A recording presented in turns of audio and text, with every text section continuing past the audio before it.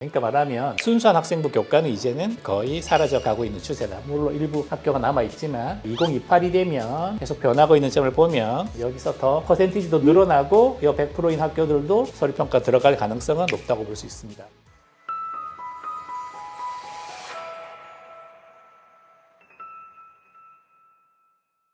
인사드리겠습니다. KNS 고입연구소장 김인조라고 합니다. 반갑습니다. 오늘 제가 할 주제는 심플합니다. 여고일까 공학일까. 우선은 그 남학생 학부모님께는 죄송하다는 말씀을 먼저 드리겠습니다. 남학생의 경우는 이 선택 문제가 고민인 학생이나 부모도 계시긴 하겠지만 관심이 이 주제에 대해서는 크진 않을 것 같아서 제 생각으로는, 물론 중간중간에 남학생 관련된 그러니까 남고의 자료도 상대적으로 같이 나오기 때문에 시청하신 분이라면 계속 보셔도 괜찮을 것 같습니다.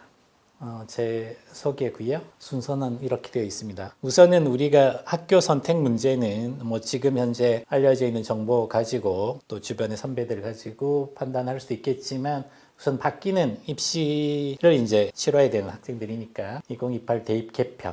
근데 해석하기도 아직까지는 모든 정보가 나와 있지 않습니다. 그래서 올해 2027, 2015 교육과정의 마지막 세대인 올해 고3들이 치르는 대입, 이거는 이제 현재 나와 있습니다. 그래서 이걸 가지고 2028의 어떤 방향을 조금 가늠해 보겠습니다. 사실은 큰 변화가 있기 전에는 그 다음 해와 되게 유사한 방식으로, 그러니까 그 입시 체제 하에서 할 수 있는 최대한 가까이 가는 방식을 택하기 때문에 꽤 도움이 될 거라고 생각됩니다. 그리고 이걸 바탕으로 여고와 공학이 이제 바뀌는 체제에서 어떤 것이 유리한 걸 한번 따져볼 거고요. 그리고 이제 고교 선택 가이드.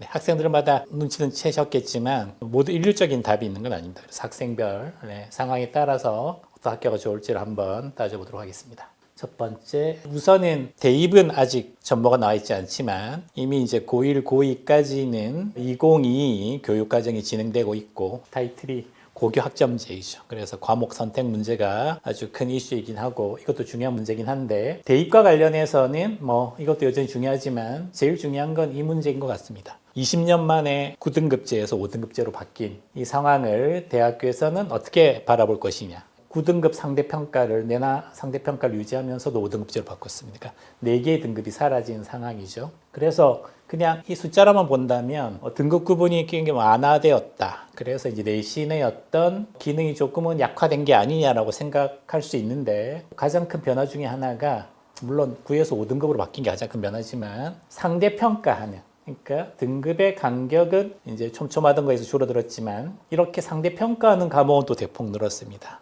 그러니까 고3이 되면 올해 고3들의 경우에도 보면 국어하고 수학을 제외하고는 대부분 이제 탐구 과목들은 상대평가가 아니고 절대평가, 그것도 A, B, C로 나뉘는 그런 방식인데 지금 현재 2022 체제에서는 고3이 되어서도 여전히 아주 치열하게, 그러니까 지금 현재 고2는 고3이 되어서도 치열하게 경쟁을 할 수밖에 없는 구조입니다. 왜냐하면 진로 선택 과목, 과거 용어긴 한데요. 진로 선택 과목이 이제 전문 과목이라고 바뀌었는데 그 과목들이 내나 5등급 상대평가를 하도록 되어 있습니다. 좀 자세히 보면 과목들을 보통 이렇게 크게, 이건 대분류는 아니고 이제 종류별로 그냥 나눈 겁니다.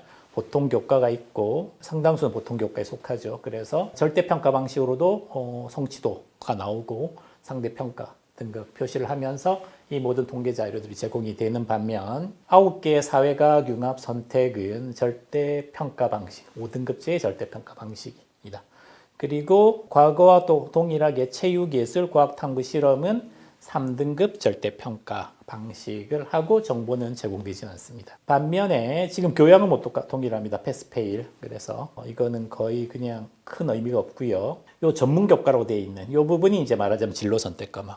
과거 용어로 말하면 투과목이죠. 물화생지와 투과목. 더 심화된 과목이긴 한데 절대평가였기 때문에 고3이 되었을 때는 크게 부담이 느껴지지 않는 과목이었던 반면에 이제는 이 전문 교과들이 동일한 보통 교과 동일하게 5등급 평가에 똑같은 이런 방식으로 평가를 내립니다. 그래서 이거를 가지고 5등급으로 줄긴 했지만 내신의 변별력이 약화된 건 아니다 라는 얘기도 많이 나오고 이제는 1등급을 받는 게 더 중요해졌다 이런 말까지도 나오고 있습니다. 근데 학생이 느끼는 주관적 판단이나 아니면은 이제 이것을 바라보고 해석하는 사람의 견해도 중요하지만 사실은 대학에서는 이것을 어떻게 생각하느냐가 중요하죠. 이제 아직 이 내신 5등급제가 반영되지 않는 현 상황에서도 대학은 이제 5등급제를 이제 미리 준비하고 있습니다. 그래서 올해의 경우에 입시를 보면 그 단초를 볼 수 있고 전국적으로도 보는 게 중요하겠지만 이제 관심 있는 주요 15개 대학 서울대부터 해서 숙명여대까지 15개를 이 순서에 약간 좀 불만이 있으실 수도 있는데 일부 여대 경우에 일단 저는 이렇게 정했고요. 그래서 올해 선발 인원 이건 아직 요강이 나오진 않았고 계획 단계입니다. 작년에 나와 있던 계획을 가지고 인원수를 계산을 하면 47,000명 정도가 되고요. 학생부 교과는 이 인원의 평균 11.6%입니다. 그래서 대략 한 10%. 라고 볼 수 있고 학생부 종합 내신을 정량평가하는 거죠. 물론 정량평가 요소도 일부 있을 수 있으나 일단은 전반적으로 그것은 이제 정성적 평가라고 하죠. 그죠? 그걸 종합적으로 판단하는 것을 학생부 종합 서류평가라고 하기도 하는 게 3분의 1이 좀 넘습니다. 35.2%고 논술은 10%가 좀 안 되고 그러니까 약간의 차이는 있지만 학생부 교과나 논술은 한 10%씩이라고 생각하고 나머지 80%를 가지고 학생부 종합과 정시 수능으로 되어 있습니다. 이 논술에 물론 이제 올해 4월 달에 발표를 하고 나면 변화는 있겠죠. 근데 확실하게 바뀔 수 있는 게 예고된 게 세 학교가 있는데 서울대, 한양대 그리고 동국대는 세 학교는 정시 인원이 줄 것으로 추론이 됩니다. 서울대는 확실시 되고요. 서울대는 41.9%의 학생을 정시에서 뽑았는데 30% 줄일 것은 확실시됩니다. 왜냐하면 이게 이제 역사가 있는데 간단히 말하자면 대학에서 원하진 않았는데 고교 공정성 강화 이렇게 하면서 예산과 관련되어서 주요 15개 대학 수도권 대학은 정시 30%로 하고 그 중에서도 주요 15개 대학은 콕 집어서 40% 이상을 하도록 요구를 했는데 그로 인한 불만들이 많았는데 고교 어떤 정상화, 고교에 기여했다는 그렇게 노력했던 덕분에 서울대하고 그다음 한양대 그리고 동국대는 이제 30% 그러니까 수도권하고 똑같이 30%로 할 수 있는 자격을 주어졌습니다. 물론 이제 그걸 안 쓸 수도 있겠으나 그러나 안 쓸 리는 없죠. 왜냐하면 정시 비중이 큰 것을 대학에서는 크게 원하지 않기 때문에 물론 이제 지금 동국대하고 한양대는 정확하게 발표하지 않았지만 정시는 확실히 줄어들 것으로 예상합니다. 다른 대학들도 어쩌면 교육부에서 크게 어떤 결단을 내린다면 수도권하고 동일하게 아마 30%로 일률적으로 내려갈 수도 있고 아니면 중간 타협을 볼 수도 있습니다. 논술이 크게 늘 것 같지는 않고요. 학생부 교과와 학생부 종합 좀 지켜봐야 될 것 같습니다. 우리가 내신에 대해서 굉장히 얘기를 많이 하고 있는데 요즘에 주요 15개 대학을 놓고 보면 학생부 교과는 내신이 그러니까 정량적으로 평가되는 그거는 11.6%밖에 되지 않습니다. 그리고 조심스럽긴 하지만 2028이 되면 더 줄을 수도 있습니다. 근데 더 큰 문제는 지금 올해 학생부 교과에도 보면 여기 빨간색으로 표시가 되어 있는데 서류 평가 요소가 다 들어갑니다. 물론 예전에부터도 있던 대학도 있고 또 새로 추가된 대학도 있습니다. 말하자면 여기에 있는 교과 100% 있는 학교 이런 것처럼 진행된 학교들이 많았고 그 다음에 서류라고 하기보단 출결이나 아니면은 아주 그냥 또 간단하게 확인할 수 있는 그 요소에다가 퍼센티지는 작지만 이제 이게 정성적 평가 요소죠. 서류 학생부 종합에서 그 요소들이 다 붙었습니다. 그러니까 말하면 순수한 학생부 교과는 이제는 이제 거의 사라져 가고 있는 추세다. 물론 일부 학교가 남아 있지만 2028이 되면 계속 변하고 있는 점을 보면 여기서 더 퍼센티지도 늘어나고 이 100%인 학교들도 서류 평가 들어갈 가능성은 높다고 볼 수 있습니다. 좀 이따가 다시 또 이제 추론해 볼 수 있는 근거를 제시하겠습니다. 그러니까 다시 정리하자면 학생부 교과는 지금 이제 9등급제에서도 상위 15개 대학은 물론 전국적으로는 제일 많은 퍼센트를 차지하고 있습니다. 그러나 정시의 경우도 전국적으로는 20%밖에 안 되고 학생부 교과가 훨씬 많지만 상위 15개 대학에서는 학생부 교과가 말하자면 10% 약간 넘는다는 비중인데 그 중에서도 이 서류가 들어간다는 겁니다. 그러니까 지금 현재 많이 얘기되고 있는 것은 내신의 어떤 중요성이 커지는 거 물론 그 말도 맞는데 잘 생각해 보면 그게 이제 어느 대학 수준을 놓고 말하느냐를 잘 따져봐야 됩니다. 이걸 놓고 본다면 내신이 그렇게 중요하다고 한다면 이 비중이 더 커져야 되겠죠, 그죠? 그러나 상황은 그렇지 않습니다. 그다음 이제 학생부 종합. 종합의 경우에도 이게 이제 부침이 있었는데 학생부 종합의 경우에 과거에는 이제 면접을 필수적으로 본다거나 아니면 수능 체제가 있다가 많이 없어졌던 또 시기도 있었는데 지금은 다시 또 학생부 종합의 수능 체제가 예전만큼 아주 강하진 않지만 그래도 서서히 거의 다 붙어가는 추세고요. 수능 체제를 두고 요 몇몇 학교를 제외하고는 그다음에 그 기준도 조금씩은 올려가고 있습니다. 학교에 따라서 이제 한번 시도를 해봤다가 다시 또 조정하는 이런 고대가 대표적인데 그래서 올해 4월 달에 수능 체제를 어떻게 할지는 요거는 정확히 알 수는 없습니다. 요 비슷할 수도 있고 조금 강화될 수도 있고 뭐 그건 좀 지켜봐야 됩니다. 지금 현재 학생부 종합도 조금 더 타이트하게 진행될 가능성이 있습니다. 수능 체제를 그대로 둔다면 뭐 면접을 조금 더 강화한다.